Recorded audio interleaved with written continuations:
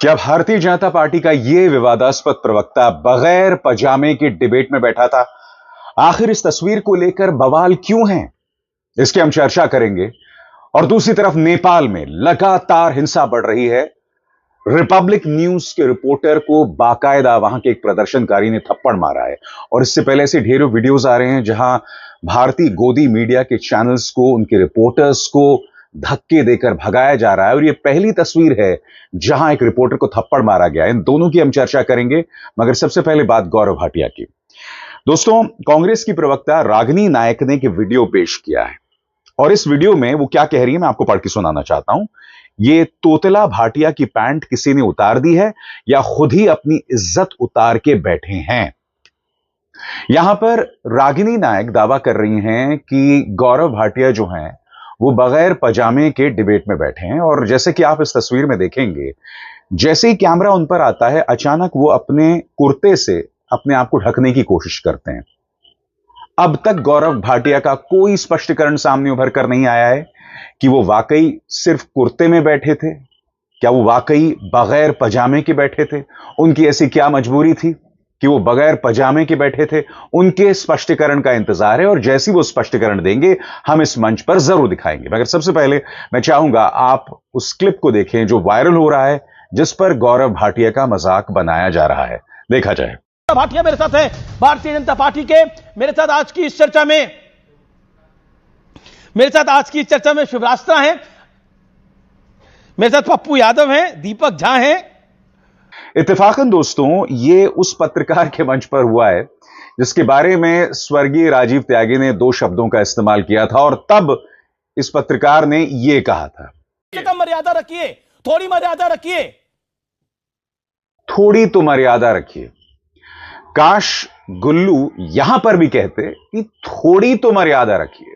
मगर आज कुछ चीजें आपके सामने रखी जानी चाहिए कि ऐसी क्या मजबूरी थी गौरव भाटिया की कि वो कथित तौर पर बगैर पजामे के खुलकर न्यूज डिबेट में आ गए। क्या उन्हें नहीं पता था कि कैमरा उन पर है कि वो बगैर पजामे के बैठ गए?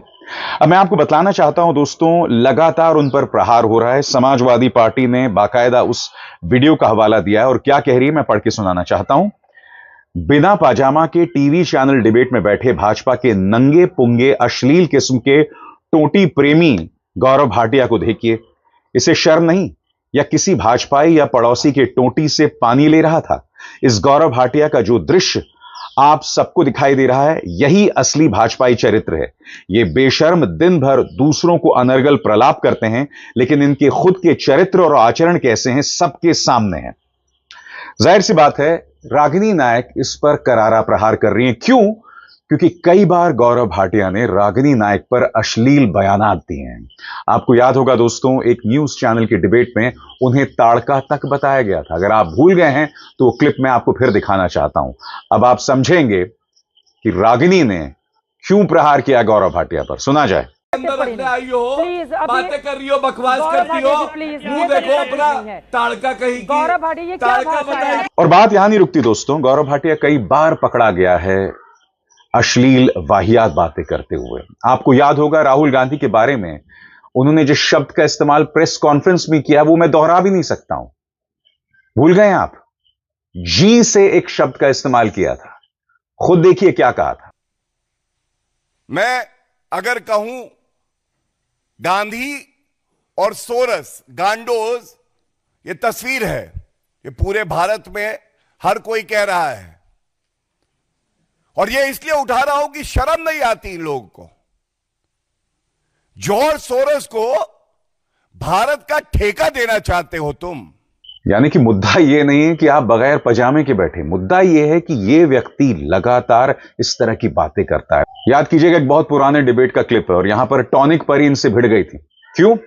क्योंकि इन्होंने कायरता को पेटिकोट से जोड़ दिया, कायरता को चूड़ी के साथ जोड़ दिया और अचानक उनके अंदर की नारी जाग गई। जो अच्छी बात भी है, क्योंकि आप कायरता को महिलाओं की वेशभूषा के साथ कैसे जोड़ सकते हैं।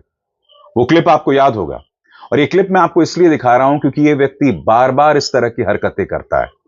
लिहाजा अगर आप डिबेट में आके नंगे भी बैठ गए तो ये तो बहुत छोटी चीज है इसके लिए। देखा जाए। आपसे पेटीकोट पहनने के लिए बातें कर रही है आप। क्या मतलब फालतू बातें कर रही है भाइयों से? तो जब मैं अपनी गौरव भाटिया, बीच में आप बार-बार अपने क्यों बोल शब्द रहे हैं? वापस लीजिए। क्या मतलब के विपक्ष पेटीकोट पहनकर बैठ जाए? क्या मतलब है इसका? सुनिए, आप महिलाओं का अपमान करते हैं, आप विपक्ष का अपमान करते हैं, और आपको लगता है इस तरीके के शब्दों को मैं यहाँ बैठकर आज सुनूंगी? जो बुजदिली, एक मिनट, महिलाओं का बुजदिली का हम लोग क्या सम्मान मतलब है करते हैं, मैं पेटीकोट भी से? मुझे ये सम्मान करता हूं। बताइए, रूबिका जी, पहले मेरी बुजदिली बात का पूरी हो मतलब जाए, क्या आप है सुनिए पहले। पेटीकोट से? मुझे ये बताइए, कैसे माना आपने? मैंने कहा आप चूड़ियां पहनिए फिर। चूड़ियों का क्या मतलब है? हाँ, मैं पहनती हूँ चूड़ी तो मैं बुजदिल हो गई?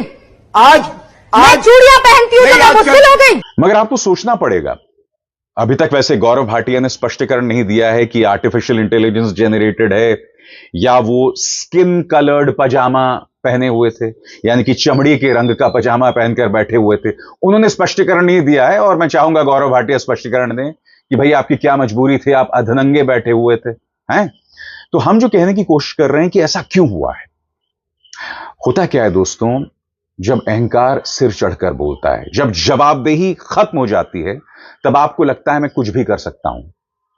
अगर गौरव भाटिया बगैर पजामे के बैठे हैं, मैं अगर बार बार इस्तेमाल कर रहा हूं क्योंकि गौरव भाटिया ने अभी तक कोई स्पष्टीकरण नहीं दिया है, अगर वो बगैर पजामे के बैठे हैं तो इसका कारण क्या मैं आपको बताता हूं। इसका कारण यह है कि जब जवाबदेही ना हो, जब आपसे कठिन सवाल ना पूछे मीडिया, जब आप में अहंकार भर जाए, तो आपको लगता है मैं कुछ भी कर सकता हूं, कुछ भी कर सकता हूं। मैं फिर आपसे पूछना चाहता हूं दोस्तों, आपके घर में कोई आता है तो आप कुर्ते में उनके सामने जाके नहीं खड़े हो जाते हैं। और यहां तो डिबेट की बात थी, यहां कोई 4 या 5 लोग आपको नहीं देखने वाले थे, आपको शायद लाखों, शायद करोड़ों लोग देखते, और यह नजारा उनके सामने आ गया। अब गौरव भाटिया के साथ यह ताउम्र जुड़ गया है। हर डिबेट में गौरव भाटिया जाएंगे तब इस क्लिप का हवाला दिया जाएगा और वो जलील होते रहेंगे। इनफैक्ट आपको याद होगा एक पुरानी डिबेट में उन्होंने कुछ एक ऐसी शर्त भी रखी थी कि अगर ऐसा हो जाएगा तो मैं अपने बाल मुंडवा लूंगा। इस तरह की बातें करते रहे हैं पहले भी और फिर बहुत जलील हुए थे। मगर होता क्या है दोस्तों कि जब आप अधनंगई पर उतर आए, जब आपको परवाह ही नहीं है अपने चरित्र के बारे में, आपकी जुबान के बारे में, तो क्या ही फर्क पड़ेगा। और गौरव भाटिया तो एक महज प्रतीक है। आज की तारीख में भारतीय जनता पार्टी में ऐसे प्रवक्ता भरे हुए हैं जो जहर उगलते हैं, झूठ बोलते हैं, बकवास करते हैं। प्रेम शुक्ला को ही देखिए, इन्होंने जो शब्द का इस्तेमाल कांग्रेस के नेता सुरेंद्र राजपूत के बारे में कहा था वो तो मैं दोहरा भी नहीं सकता हूं इस मंच पर, मगर हां दिखा जरूर सकता हूं। याद कीजिए क्या कहा था। पाकिस्तान की भाषा बोलते हैं राहुल गांधी, जो सर्जिकल स्ट्राइक को खून की दलाली कहकर पाकिस्तान के तलवे चाटते हैं और उसका यूनाइटेड नेशंस में दुरुपयोग किया जाता है। और 8,000 एकड़ भूमि जो है 1965 का युद्ध जीतने के बाद 1968 में कच्छ को देने वाली इंदिरा गांधी, अरे तलवे तुम चाटते हो, तेरा बाप चाटता है, तेरी मां रंडी है, तुम्हारा खानदान। नहीं, मैं इस बहुत ही घटिया तरह की भाषा का इस्तेमाल हो रहा है, प्लीज। बात वहां नहीं रुकी थी, आगे जाकर इन्होंने सुरेंद्र राजपूत की मां को तवायफ तक बताया था। और ये सब भाजपा में बने हुए हैं। यहां पर प्रधानमंत्री को महिलाओं का अपमान नहीं दिखाई देता है, ठीक है, ये सब बना हुआ है। और सबसे बड़ी बात दोस्तों, गोदी मीडिया इनको छूट देता है, पूरी छूट देता है। और मैं जो गलत है गलत को गलत और सही को सही करता हूं। याद कीजिएगा, कल ही प्रधानमंत्री नरेंद्र मोदी की मां के बारे में बिहार कांग्रेस ने एक आर्टिफिशियल इंटेलिजेंस जेनरेटेड वीडियो जारी किया। मैंने उसकी आलोचना की। क्या कहते हुए मैंने कहा था कि प्रधानमंत्री की मां जो इस दुनिया में नहीं है, उनका एआई जेनरेटेड वीडियो बनाना संवेदनहीन है। वो सबक जो भी दे रही हूं, और सबसे बड़ी बात, वो जो वीडियो था जिसमें उनकी मां दिखाई दे रही है, वो वीडियो में बहुत ही विभत्स अंदाज में उन्हें दिखाया गया है, जो मुझे कतई पसंद नहीं आया। और जैसे मैंने कहा, क्या कांग्रेस प्रधानमंत्री नरेंद्र मोदी की मां के मुद्दे पर यह चुनाव लड़ना चाहती है? इस बात पर भी मैंने आपत्ति जतलाई। और मैं आपको क्यों बतला रहा हूं? मैं आपको इसलिए बतला रहा हूं कि जो सही है मैं उसे सही कहता हूं, जो गलत है मैं उसे गलत कहता हूं। और बावजूद इसके कि आप जानते हैं कि भारतीय जनता पार्टी की असम सरकार ने मेरे खिलाफ 192, 196 और 197 के अंतर्गत मुकदमा दर्ज किया हुआ, एफआईआर दर्ज किया हुआ, जिसमें एक सेडिशन यानी राजद्रोह को लेकर है। और कल मैं दिन भर अदालत के मामलों में चक्कर काटता रहा। बावजूद इसके मैं शाम को आता हूं और प्रधानमंत्री नरेंद्र मोदी की मां का जो अपमान होता है उस पर वीडियो बनाता हूं। कहने का अर्थ क्या है? निष्पक्षता का मतलब यह नहीं कि आप बैलेंस बनाए रखें। निष्पक्षता का मतलब यह है कि जो ताकतवर है उसे आप कटघरे में रखें, उसे जवाबदेह बनाएं। निष्पक्षता का मतलब यह है कि आप जो सही है उसे सही कहें और जो गलत है उसे गलत कहें। यह फर्क है। और जहां तक गोदी मीडिया की बात है दोस्तों, लगातार नेपाल में ऐसे वीडियोस आ रहे हैं जहां उन्हें थप्पड़ मारा जा रहा है, उनके साथ हिंसा हो रही है, उन्हें भगाया जा रहा है, और यह गलत है। आज ये रिपोर्टर्स जो मेहनत से जमीन में काम कर रहे हैं ना, वो कीमत चुका रहे हैं न्यूज चैनल के एंकर्स की बदतमीजी का। सबसे पहले मैं आपको दिखाना चाहता हूं कि रिपब्लिक की रिपोर्टर को किस तरह से थप्पड़ मारा गया।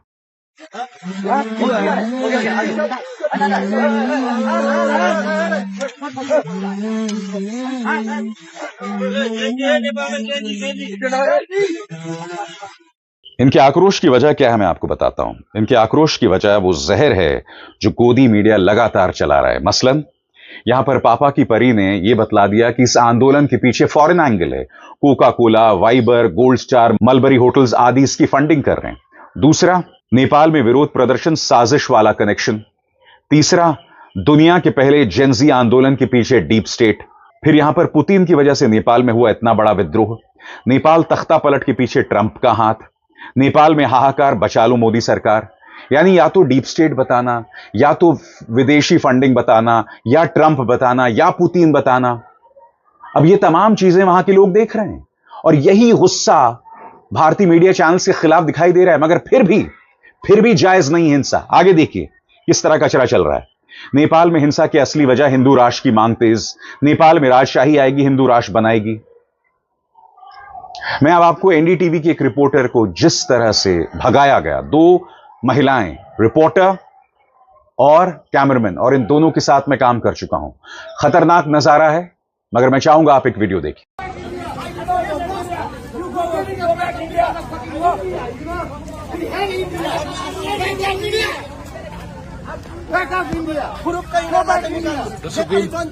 इन्डिया म बिहान 7 बजे यहाँ आइपुग्यो हो। यिनीहरूले एउटा गाडीमा र एउटा इभीमा आएको, यो रातो टी सर्ट लाउने आइमा इभी गाडीमा हो, यही पार्किङ गरेर यिनीहरूले फिट गर्यो। हामी उता जान नपाउने हो, हामी उता नजान नपाउने, यिनीहरूलाई चाहिँ त्यही गेटैमा राख्ने हो। खुरुक्कै निकाल्नुहोस्, खुरुक्कै निकाल्नुहोस्। यहाँ इन्डियाका मिडिया विरुद्ध नाराबाजी भइरहेछ।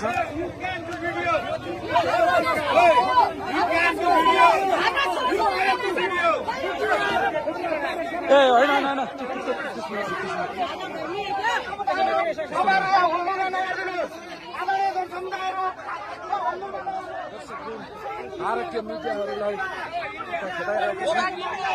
भारतीय मिडियाहरूलाई यसरी खेदाइरहेको छ।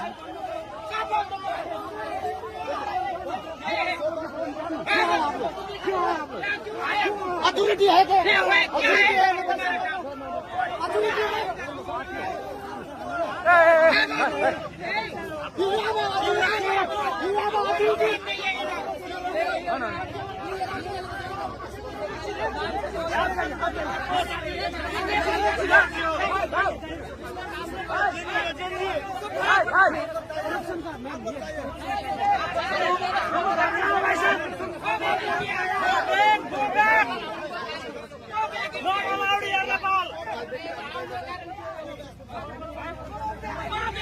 याद कीजिएगा दोस्तों, टीवी 9 के रिपोर्टर को इसी तरह से भगाया गया था।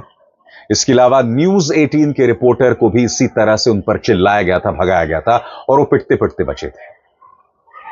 मैं जानता हूं इस वक्त जो लोग इस तस्वीर को जायज ठहरा रहे हैं वो दोष गोदी मीडिया के एंकर्स को दे रहे हैं, और मैं भी यही कह रहा हूं। मगर मैं आपसे कुछ और पूछना चाहता हूं। यह हिंसा सिर्फ भारतीय रिपोर्टर्स के खिलाफ नहीं है ना। आंदोलन के अंदर कुछ ऐसे अराजक तत्वों का प्रवेश हो चुका है जो अत्यधिक हिंसा का इस्तेमाल कर रहे हैं। एक बड़े होटल को जला दिया गया साहब। मैं आपसे यह जानना चाहता हूं, उस होटल को जलाकर किसे क्या हासिल हुआ? लाखों करोड़ों की प्रॉपर्टीज जो हैं उसे जला दिया गया, और ये प्रॉपर्टीज किसकी हैं? आम नेपाली की है ना। अब आप इस हिंसा को जायज ठहरा नहीं सकते। साफ है कि इस आंदोलन में अराजक तत्वों का प्रवेश हो चुका है। मैं इस बात से इनकार नहीं कर रहा हूं कि गोदी मीडिया के एंकर्स, उनके संपादकों की बदतमीजी, उनके झूठ की वजह से हमारे भारतीय रिपोर्टर्स की जान इस वक्त जोखिम में है। कायदे से तमाम न्यूज चैनल्स को अपने रिपोर्टर्स को वापस बुलाना चाहिए, क्योंकि पिछले 11 सालों में प्रधानमंत्री नरेंद्र मोदी के महिमा मंडन के चलते हमने कहीं ना कहीं अपने पड़ोसी देशों को नाराज किया है, लगातार किया। इस तरह की नफरत नेपाल में भारत को लेकर कभी नहीं थी, जो अब दिखाई दे रही है।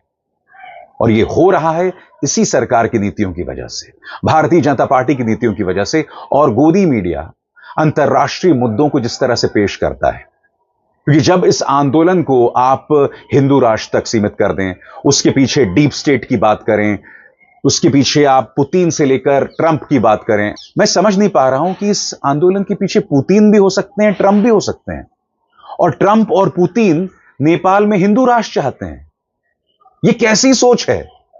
अब स्वाभाविक सी बात है, जब यह बकवास दिखाया जाएगा और वहां के लोग देखेंगे तो उनमें नाराजगी होगी। मगर फिर भी एक रिपोर्टर को मारकर तुम्हें क्या मिल रहा है भाई?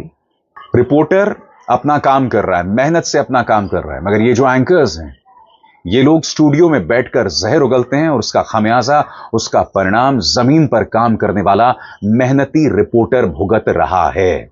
मगर ये तो गोदी मीडिया है ना दोस्तों। इस गोदी मीडिया ने देश की नाक कटवाई थी ऑपरेशन सिंदूर के दौरान भी। जब जब कोई अंतर्राष्ट्रीय इवेंट होता है, दुनिया भर में भारत की चर्चा गलत कारणों से होने लगती है, हमारी मीडिया की वजह से। और वही नेपाल में भी दिखाई दे रहा है। अविसार शर्मा को दीजिए इजाजत। नमस्कार।